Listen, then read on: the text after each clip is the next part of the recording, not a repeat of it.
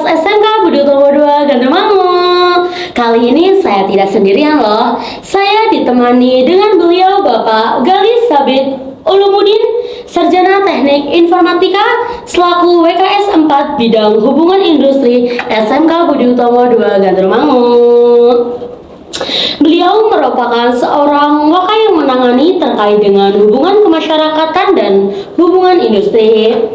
Untuk itu, mari kita kupas tuntas tentang program Link and Match SMK Budi Utomo 2 Gandemangu.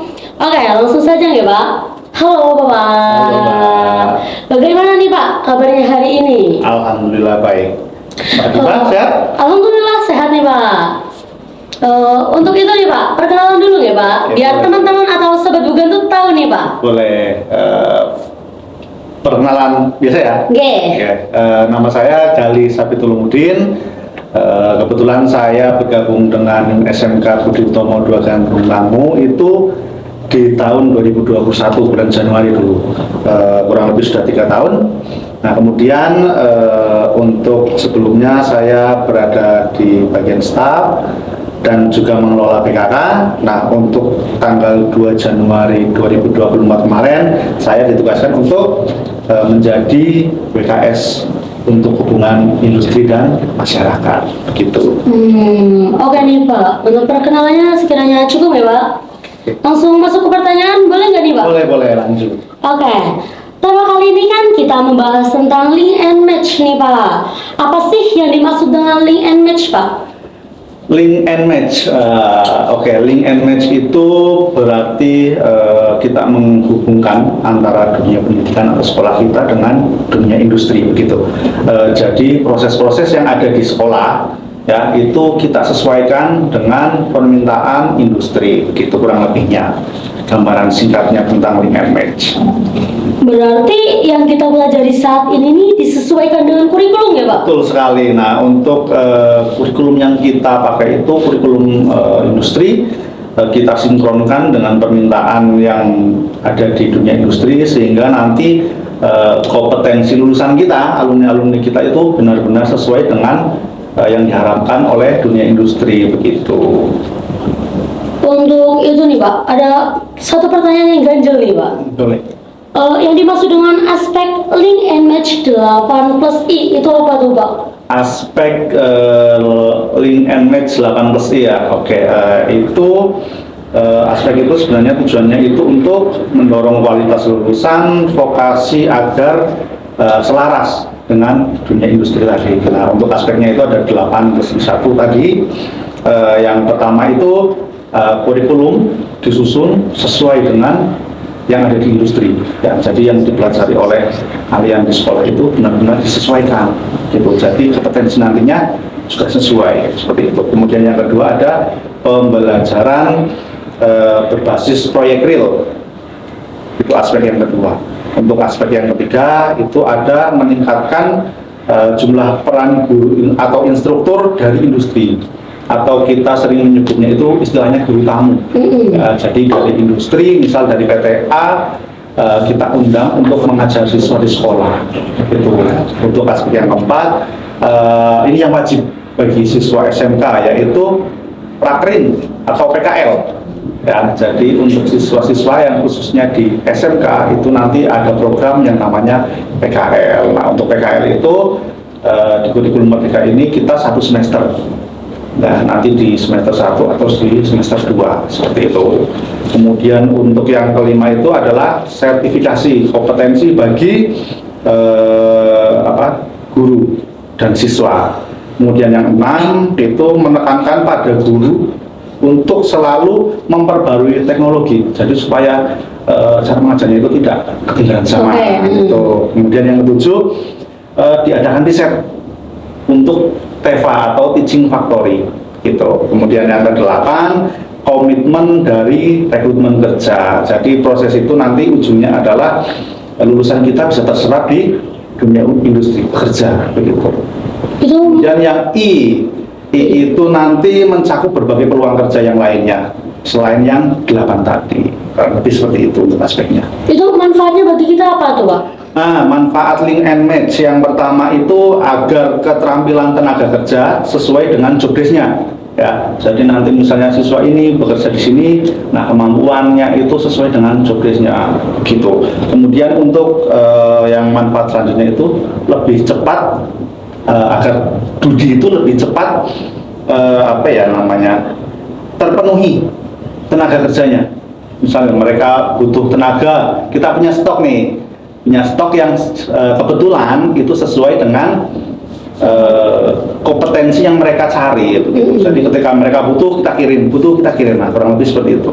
Kemudian manfaat selanjutnya itu membekali pengalaman yang mumpuni. Jadi pengalaman-pengalaman kita berikan kepada anak ketika nanti terjun ke dunia kerja, mereka benar-benar berpengalaman. Terus yang keempat, benar-benar menguasai hard skill maupun soft skill. Nah, selain hard skill dan soft skill, tentu ada yang namanya itu penting banget. Nah, jadi setiap PKL, setiap rekrutmen itu permintaan dari perusahaan selalu yang utama, Pak, kita minta anak yang attitude-nya bagus. Itu. Cukup, Pak? Lalu bagaimana nih Pak perkembangan dari kerjasama antara SMK Budut dengan dunia industri nih Pak? Oke, perkembangan kerjasama kita. Nah, untuk perkembangannya, dulu kita sempat mengalami problem itu ketika pandemi. Pandemi kemarin itu efeknya luar biasa. Nah, setelah era pandemi itu, alhamdulillah kita bisa bergerak lagi nih. Nah, kebetulan kita ada tim. Jadi tim itu salah satunya untuk job desk-nya itu kita mencari dunia industri, ya. Jadi dunia industri baru yang nantinya akan kita ajak dan kita harapkan bisa bekerja sama dengan SMK kita. Gitu. Untuk yang terbaru kemarin kita sudah inisiasi kerjasama dengan PT Garuda Metalindo, kemudian PT Surya Nusantara Sentosa, kemudian ada Sosro, ada PT Nisin dan lain-lainnya. Berarti itu setiap tahunnya pasti ada nggak Pak? Iya, setiap bulan. Bahkan setiap bulan? Nah, terbaru ini kita besok di tanggal 10 itu kita berangkat inisiasi kerja. 10 Januari? Iya. Berarti besok dong? Besok. PT-nya kemana? Kita tunggu di postingan Instagram kita. Oke. Lanjut ya Pak. Kira-kira nih Pak, di SMK Budut 2 ini sudah bekerja sama dengan PT apa aja sih Pak, kalau boleh tahu? Nah, untuk PT atau perusahaan yang sebelumnya sudah bekerja sama dengan kita itu ada Solaria Resto, kemudian ada Rita Supermall, kemudian ada PT Medion Bandung, ya, kemudian ada PT Kombas Digital Internasional, ada PT Anugerah Jaya Elektrika, dan yang terbaru kita lumayan banyak nih. Yang pertama ada PT Garuda Metalindo, kemudian Astra Otopat, kemudian ada tadi PT Surya Nusantara Sentosa, PT Sinar Sosro, kemudian PT Laksana Bus Manufaktur, kemudian apa lagi? Nisin. Oh, banyak Mbak. Berarti nggak bisa dihitung pakai jari ya Pak? Kita kerjasamanya alhamdulillah sudah banyak. Gitu. Oke Pak, dari sekian banyaknya PT atau industri nih Pak, itu kan bisa nih Pak rekrutmen maupun menerima siswa PKL. Betul. Nah, gimana sih Pak proses PKL itu? Nah, ini yang menarik. Proses PKL di kita itu kita yang pertama kita mengajukan PKL ke industri yang sudah bekerja sama dengan kita. Jadi nanti kita mengajukan anak-anak kita yang sekiranya memenuhi kriteria yang ada di perusahaan tersebut, ataupun kita mengirimkan siswa sesuai permintaan atau jadwal dari perusahaan. Misal dari perusahaan AJ Anugerah Jaya Elektrika menghubungi kita, Pak, kita minta anak PKL sekian. Nah, nanti kita carikan anaknya, kita tawarkan ke anak yang mau kita berangkatkan, seperti itu. Nah, untuk PT tersebut juga sering memplotkan kepada kita, itu sudah pasti setiap bulannya kita ada permintaan untuk anak PKL, itu. Yang lebihnya untuk prosesnya seperti itu. Berarti setiap bulan ya Pak? Iya. Itu setiap bulan biasanya berapa tuh Pak anak yang diberangkatkan? Macam-macam Mbak. Untuk minimal itu kita biasanya 2. Dan untuk maksimalnya sesuai kebutuhan, kadang bisa sampai 5, 10. Di PT AJ itu kita ada 8. Banyak ya? Kita 8. Kemudian di Daihatsu itu kita juga 8, itu untuk jurusan akuntansi 4 anak dan jurusan TO 4 anak juga gitu. Ini kan kita lagi membahas proses nih Pak. Berarti dalam proses tersebut itu tidak ada kata paksa nih Pak? Tidak ada. Kita fleksibel dalam artian kita tawarkan perusahaan yang sudah bekerja sama dengan kita dan membutuhkan siswa PKL, kita tawarkan ke anak bagi anak yang mau dan memenuhi persyaratannya salah satunya tidak bolosan. Banyak tuh siswa-siswa yang suka bolos memang kita tidak kirim, kita pertimbangkan ya, barangkali ada yang Lebih baik. bukan lebih baik, apa ya, lebih Masuk kriteria? iya begitulah intinya, kurang lebih seperti itu. Terus bagi anak yang memilih sendiri itu juga boleh. Jadi selain perusahaan yang sudah kerja sama dengan kita, anak juga bisa memilih di tempat yang lain seperti itu. Yang kira-kira itu menjadi pilihannya. Biasanya kan ada anak nih, Pak saya sudah punya inceran 4 PKL di sini. Nah itu kita bisa. Berarti sekolah tinggal menembusi ya Pak? Iya betul. Oke, selama ini nih Pak, PT mana aja sih Pak yang sudah berhasil merekrut alumni-alumni nih Pak? Nah itu juga udah banyak banget Mbak. Untuk perusahaannya ada Pongguan, ya itu ada yang bekerja di situ. Kemudian ada di Solaria Resto, kemudian ada di PT Pama Persada, ada di PT Toyota, ada di Medion, kemudian Daihatsu, SNS, terus Astra, banyak Mbak. Hampir semua mungkin ada anak kita di Budut. Nggak terhitung ya Pak? Oke deh Pak. Sedangkan untuk alumni yang masuk kerja itu mencari informasinya gimana sih Pak? Biasanya anak-anak itu melihat atau mendapatkan informasi melalui media sosial kita Mbak. Kita ada Instagram, ada website sekolah, ada TikTok, bahkan kita posting lowongan kerjanya di situ. Jadi nanti bagi alumni kita khususnya yang sedang mencari lowongan kerja bisa mampir ke Instagram kita, ke TikTok kita, dan juga website sekolah. Kita posting di situ. Oke, jangan lupa loh Sobat Bugan. Mungkin nanti bisa ditambahkan di deskripsi. Oke. Untuk alamat website kita. Kalau boleh tahu nih Pak, dari perbincangan kita dari tadi ya Pak, BKK itu apa sih Pak? Oke, BKK. BKK itu sebuah lembaga ya. Jadi sebuah lembaga yang ada di SMK, baik itu SMK swasta ataupun SMK negeri ya. Itu sebagai unit pelaksana yang nantinya melayani para pencari kerja dari informasi, kemudian pemasaran, penyaluran, sama penempatannya gitu. Untuk BKK tersendiri seperti itu. Untuk tujuannya sendiri itu untuk apa Pak? Nah, tujuan dari adanya BKK berarti ya. Yeah. Ya, yang pertama itu sebagai wadah ya, untuk mempertemukan antara alumni dengan pencari kerja. Ya, jadi kita menjembatani. Kadang kan ada bingung tuh. Saya mau nyari kerja tapi nggak ada panggilan, ya nggak ada panggilan, tentu nggak bisa ketemu dengan tim dari perusahaan.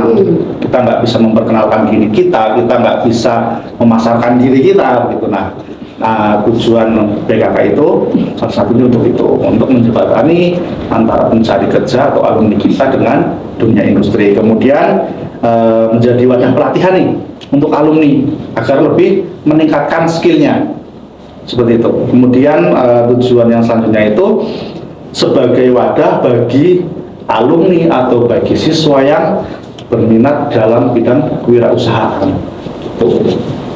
Di SMK Budut 2 Gandrumau ini kan ada BKK ya Pak? Ya, itu tuh sistemnya itu eksternal atau internal nih Pak? Kita mengikuti, maksudnya dalam bentuk rekrutmen. Iya. Kita mengikuti permintaan dari industri. Kita fleksibel. Kalau industri misal mintanya khusus rekrutmen untuk alumni Budut, ya kita hanya untuk internal. Tapi kalau misal dari industri itu memperbolehkan rekrutmen dari SMK lain, ya kita buka untuk umum juga seperti itu. Tapi tentu dengan persyaratan-persyaratan yang memenuhi kualifikasi seperti itu. Berarti kebanyakan tuh dari SMK kita sendiri ya Pak? Ya betul, karena untuk SMK kita sendiri itu jumlahnya sudah banyak banget. Ya seperti itu. Ribuan. Oke. Jadi kesimpulannya tuh BKK di SMK Budut 2 Gandrumangu itu masih aktif nggak Pak? Masih dong. Masa kita tutup nggak? Isunya seperti itu. Isu di luar yang beredar itu BKK SMK kita itu Sudah tidak aktif. tutup, bubar, tidak aktif seperti itu. Sebenarnya itu karena sekali lagi efek pandemi memang, dan itu mau tidak mau kita mengurangi aktivitas kita. Mungkin dari yang sebelumnya kita hampir tiap bulan pasti ada rekrutmen, karena pandemi kita hampir tidak ada rekrutmen. Itu pun karena dari perusahaan memang menunda untuk proses rekrutmen ya, karena memang jangankan kita mengirimkan alumni kita bekerja, padahal kita mau kemana aja itu jalan belum banyak yang ditutup seperti itu. Itu untuk mungkin penilaian dari masyarakat atau dari alumni kita, bahkan banyak yang menganggap BKK kita itu sudah tutup. Nah, informasi nih bukti bahwa BKK kita itu masih ada dan masih berjalan, masih eksis. Di tanggal 17 Januari itu kita ada rekrutmen dengan PT Medion Bandung. Untuk jumlah pesertanya itu kurang lebih sekitar 300 peserta. Nah, lumayan banyak. Dan di tanggal 17, tanggal yang sama, itu ada pemberangkatan alumni yang sudah lolos seleksi ke Solaria Resto. Ada 20 anak bareng gitu. Kemudian di akhir Februari itu ada rekrutmen dengan PT Garuda Metalindo. Nanti pesertanya kurang lebih 500. Nah, itu salah satu bukti bahwa PKK itu masih ada, masih eksis. Lalu nih Pak, bagaimana cara Bapak dan tim meyakinkan kembali nih kepada masyarakat? Biasanya tuh Pak, kan kita sudah kasih tahu nih kepada para penonton nih Pak, mereka masih saja yang namanya Allah gitu Pak. Itu gimana nih Pak? Untuk meyakinkan kepada siswa kita, kepada alumni, kepada masyarakat tentunya bahwa PKK kita masih ada, itu salah satunya dengan kita mensosialisasikan. Yang pertama kita sosialisasi tentunya targetnya adalah siswa kita sendiri dulu sebelum kita keluar.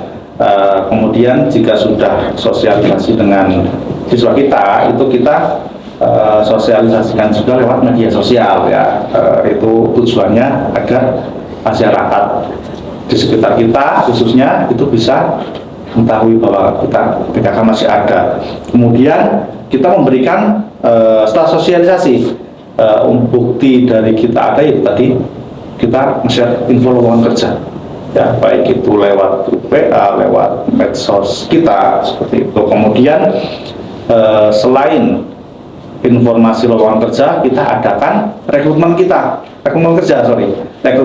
di sekolah ya.